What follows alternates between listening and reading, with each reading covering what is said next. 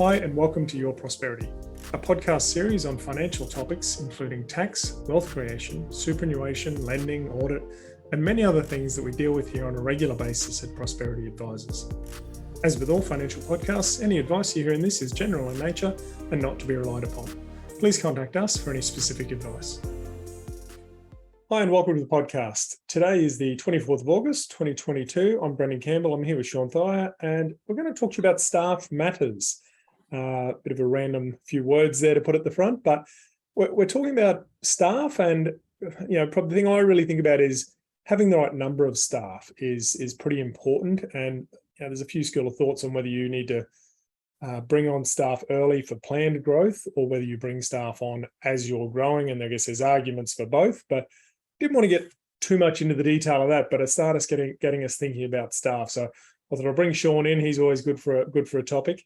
We thought we'd just run through a few, talk about contracts, awards, permanent, casual, payroll tax, those sort of things that relate to staff. And if you're thinking of putting on new staff or planning for it, might be a good one to listen to. So, Shaun, thanks for joining us. Hi, Brendan. Thank you so much.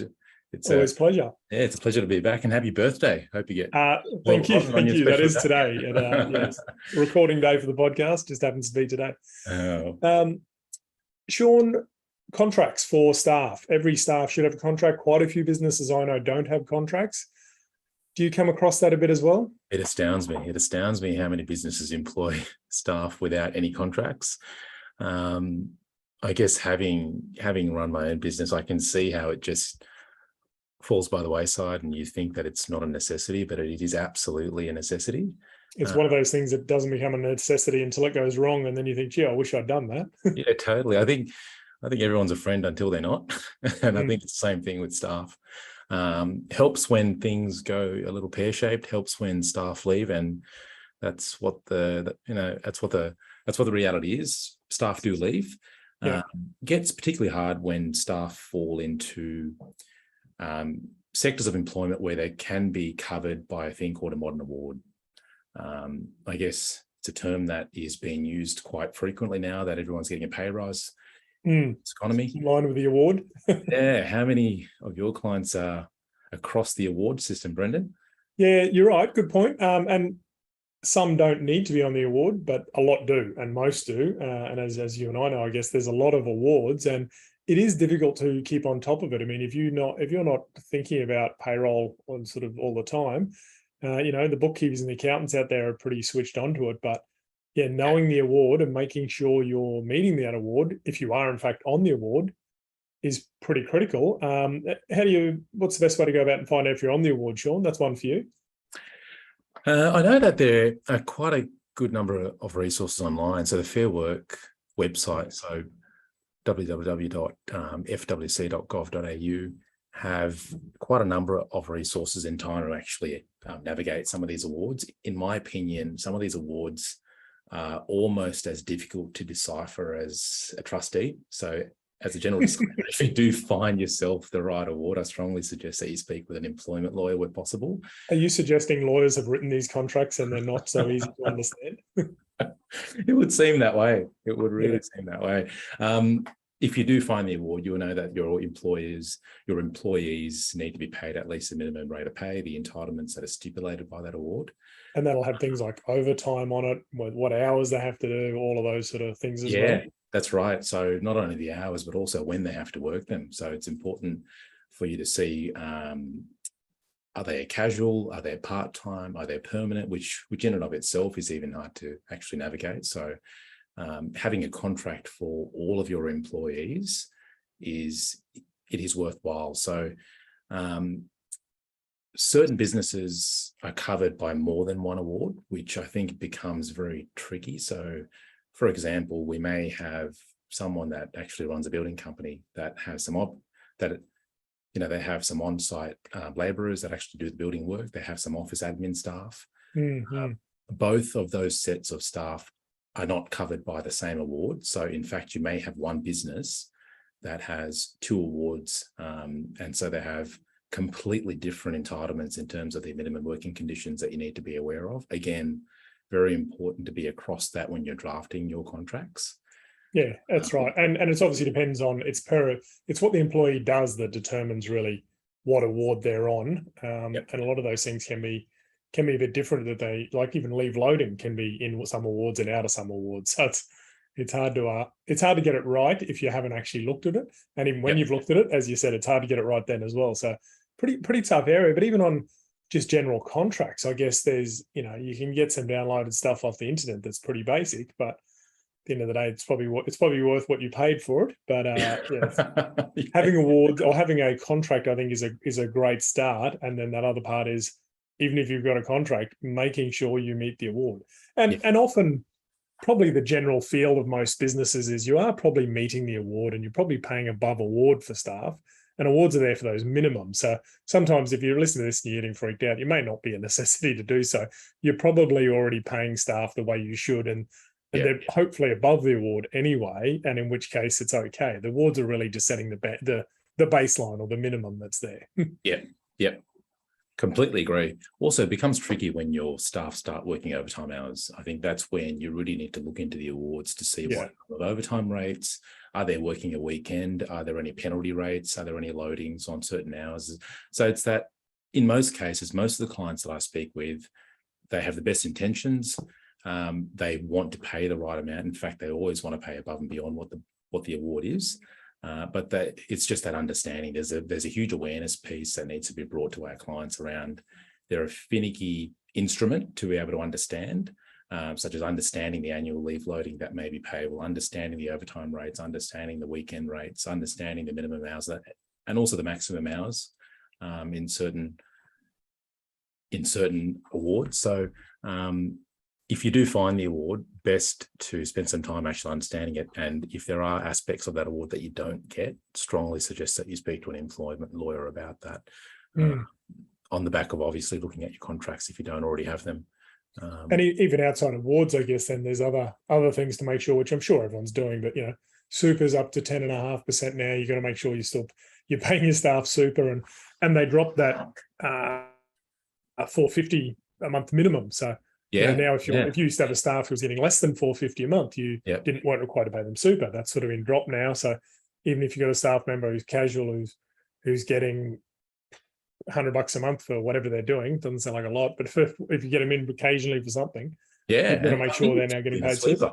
It's been one of those sleeping aspects. And I think we spoke about this during our first podcast, and I've just had a number of inquiries about that in terms of, okay, well, is it from the first dollar now? And yes, it is. Are you telling me we've got listeners? I think so.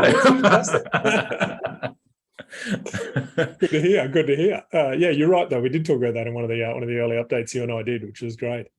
Another thing I think that is covered by awards as well, but also determining for your business something that's interesting. And I apologize to listeners, we're not really deep diving here into like a modern award, because every award is different and very different, and it would be a 3-hour podcast if we tried to look at each award and went through the finicky details of each one. But we're more talking, I guess, about staff matters and things you should be aware of, and should if you're not aware of it, become aware of it and look into it. But casual staff, permanent staff, part-time, permanent, full-time, permanent, there's a fair few differences there. Shaun, do you want to touch on some of those for us? What a world to navigate: casual, part-time, and permanent. I think a good place to start is have a look at the staff that you currently have and have a look at their patterns of work. So it's easy to get caught through the monikers of what your staff are called, but regardless of what you want to hire them as, it's really important to look at how often they actually are working for you. So you can say that a staff might be hired as a casual, but if their weekly roster looks very similar to someone that's on, say, a permanent part-time roster, I think it needs to pass the sniff test. So if you're giving them the same pattern of hours of someone that's on a permanent sort of part-time roster, they could be caught into that as well. So I think it's really understanding if you do have certain staff that are actually hired on a casual basis, have a look at what their roster looks like. I think that's a great place to start. If you do hire them on a casual basis, yes, you're not paying them with your annual leave, you're not paying sick leave, although your casual rate is inclusive of a loading. So there is a casual loading that you need to pay your staff. I think is that always 25%? I'm pretty sure it's 25% on that. I'm pretty sure 25% applies to most awards that you pay it for, but there may be certain instances where they get additional overtime rates. So depending on when your casuals work, just by nature of what they have to do, i.e. be on call for a weekend, be on call for a Sunday. They can get very expensive when you call them on Sunday during a public holiday and you're paying double half for some of these rates. So it's and that killer bit you mentioned, I think you said at the start, I forget your term, but they're friends until they're not, or something like that. Yeah, very much true. You might have someone who's a casual employee and has been for 7 or 8 years, and you fall in a bit of a pattern. Yeah. They work 8 hours on a Monday, 8 hours on a Wednesday, but it was casual when it was set up. It stays like that. And in fact, the staff potentially are pushing for it to stay casual because they want the 25% extra, and they'd rather take that than get the annual leave. And then 7 years later, and maybe they're working on what would really be a permanent part-time basis, but it's called casual. Then all of a sudden they are leaving because they're no longer friends now, as I like the term. They're no longer your friend when they're leaving. Yeah. And they're talking to someone at a barbecue who says, "Oh, I thought you were permanent part-time. Why aren't you getting all your leave?" And then you'll have the weird situation, or the terrible situation, really, where it was a general understanding of that's the way it was. This person's received 25% extra of all their income, and now all of a sudden they're also getting all their annual leave paid out as well based on that. And it's like they've dipped in and got both worlds, right? They've got the best of both worlds, and it's pretty bad for the employer if they've sort of done it on the right basis and tried to do the right thing initially. No, spot on. And they've also worked out that getting bank financing is a lot easier when you're on actual permanent employment as opposed to casual. So always those barbecue chats that really get the better of our clients, I think. That's right. And things like super. I mean, super's paid on casual, permanent. That's paid on everything. But as you mentioned, leave isn't. But that's obviously annual leave and sick leave. Whereas long service leave, we know, is paid on both, which is a bit of an anomaly to the other leaves. Yeah, it is. So long service leave applies for both in terms of if you're part-time, if you're a full-time, if you're casual. Your tenure of employment, particularly in, say, New South Wales, your long service leave accrual kicks in after your first 5 years of service, your continued service. Mm-hmm. So that applies if you've been employed by the same employer as a part-time or a casual or as a full-time. So always something to be aware of when you're doing your accounts. Have a look through your list of employees, say, who's been here for more than 5 years, regardless of their employment status.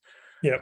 Super's a good one, particularly when staff leave. So when staff leave, they're terminated, they may have some unpaid leave on that they're due in terms of their employee entitlements, unpaid annual leave, unpaid long service leave. So it's important to keep records of that too. I guess some people don't keep the best records on, oh yeah, this guy's been with me for 7 years. Has he taken his holidays? Oh yeah, he takes a few weeks every year. Have you actually recorded that in the system and got a good record of that? Because when he gets to the end of it, and then there's a dispute of, I haven't taken any holidays yet. Yeah, and then it's your word against theirs in terms of you don't have any track of my leave. So what do the pay slips say? Oh, what pay slips? It can get very awkward. So it's important to get those things right. And understandably, the Fair Work Commission they're skewed towards helping the employee. So it really does benefit having these records just to help you in that moment there, where you do have to actually defend a claim. I find as you sort of indicate, they're there to help the employee, but the employer is really typically where this happens is the employer is a startup business who's now doing quite well. Yeah, but they've got that startup mentality where they haven't really ticked all the boxes and done it all right because that entrepreneurial spirit wanted to get in and get it done, and they've got it started and doing great. But really, then you've got to go back and just make sure, have we got all these things in place? Because you can't sort of run off that, off that mentality once you're a bigger business, you've been employing people for a few years. When you kick this off, you might have thought it might be around for a year or two and you weren't as worried about it. But exactly right. And what better startup mentality than not having contracts for your employees? That's usually 101. You shake a hand on the day and they start and let's do this, let's get it going. So, yeah, that's right. Happens a lot. And even then on terminating staff too, like there's a lot of intricacies there. So if you are terminating a staff, there's even sort of intricacies about whether if you're a smaller with less than 15 employees, you don't always have to pay termination payment, but you obviously got to pay out any unpaid leave. And there's a lot of little intricacies there just to get right. It's one of those things that is a bit of a sleeping time bomb sometimes in some businesses. If you do have staff, you've really just got to make sure you're thinking about it. That's right. Yeah.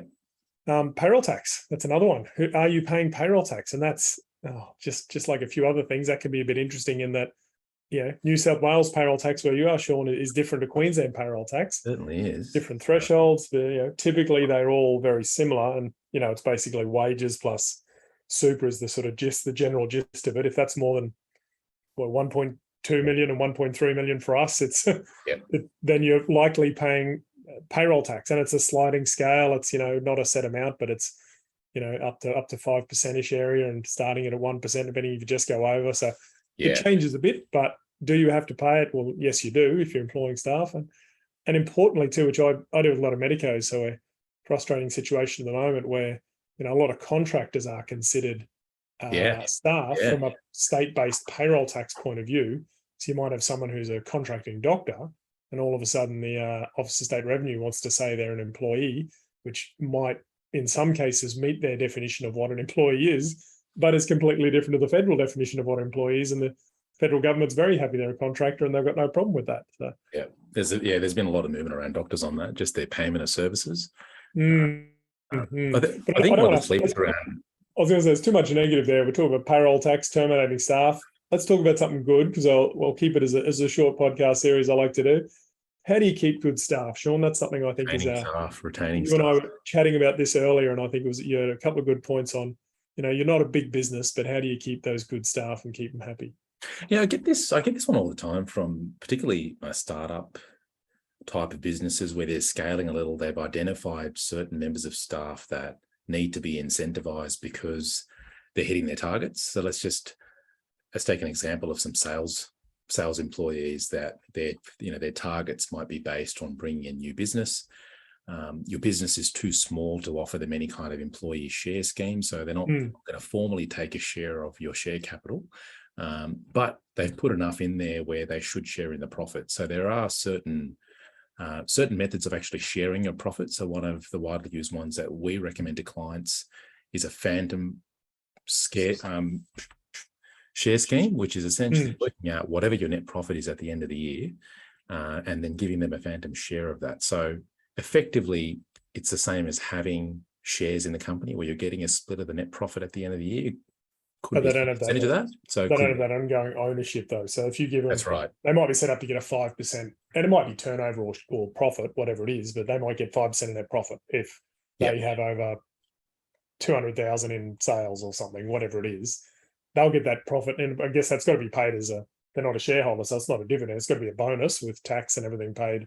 Usual mechanisms, but you don't want to be giving away early, because a startup giving away 5% of their business to every half decent employee can be very rich. The original startup will be the smallest shareholder by the end of it. So it can be very rich. It also slows down your business with more people with actual voting rights on the board, the minority shareholders. I mean, see that largely the Supreme Court's full of these oppressed sort of shareholders of these startups. So I think it gives a lot of upside for businesses to be able to hand the benefit of their growth to their high performing staff. And gives the staff what they want too. They're good salesmen. They were like, look, I'm giving you a chance. I'm jumping in with you. I want to make this work. And if they're getting a decent bonus, well, they're pretty happy and they'll work hard. They'll effectively eat what they kill. So it's works out for them. They're a friend until they're not, and they'll eat what they kill. I'm liking your references there, Shaun. So look, I guess the nuts and bolts of what we're trying to say is there's a lot of things to be aware of with staff. When you've got them on payroll, and even if you think they're not on payroll, they might actually be on payroll and you don't realize it. But there's a lot of different things, from contracts to awards to classifications to superannuation to payroll tax, termination leave, and then good retention strategies as well, which, it's all part of running a business. But it's just, if you don't turn your mind to it, you might think, well, I've got a few employees and that's that. You've really got to think a little bit more about it and plan a bit about it. And we've probably gone through things fairly quickly here, so no doubt someone will play this a couple of times if it does concern them, just to pick everything up. No, totally. I've got to say, I mean, outside of your cost of sales, your staff expense code is likely going to be your second biggest, if not the biggest, depending on the type of industry. So you are spending a lot of money on it. It is very important at the end of the day. There was a good saying about, it's not the people in your business is the people. So let's make sure that everything around that is actually structured. There's a lot to think about outside of tax, even within tax. There's a lot to think about within staff and employing staff, and making sure that you got your structures right. And that's why we're here. We're here to help you. So Absolutely. Absolutely. Shaun, thanks for joining us. I hope everyone has enjoyed this podcast. If people want to get in contact with you, Shaun, email's the best, I presume. That's right, Brendan. Thanks for having me. So the email address is sthiya, sthiya @prosperity.com.au. And for anyone who wants to contact me, bcampbell @prosperity.com.au, or jump on our website, prosperity.com.au. For more topics, more podcasts, please like and share this one. Jump on and have a listen to our old ones. The one we're on a few months back now, Shaun, that one I might go and listen to as well. I think it was tax tips for businesses, it might have been, we talked a bit about. But for more information about who we are, go to the website. Please like and share the podcast, and hopefully we'll talk to you soon again. Thanks, Shaun. Thank you. Thanks for joining us for today's podcast. Hopefully you liked it, and if so, please give us a few stars, like and share. And if you'd like to follow the series, please subscribe and pass any information on to your friends as well if you think they might like it. For more information about who we are, head to prosperity.com.au and follow the links.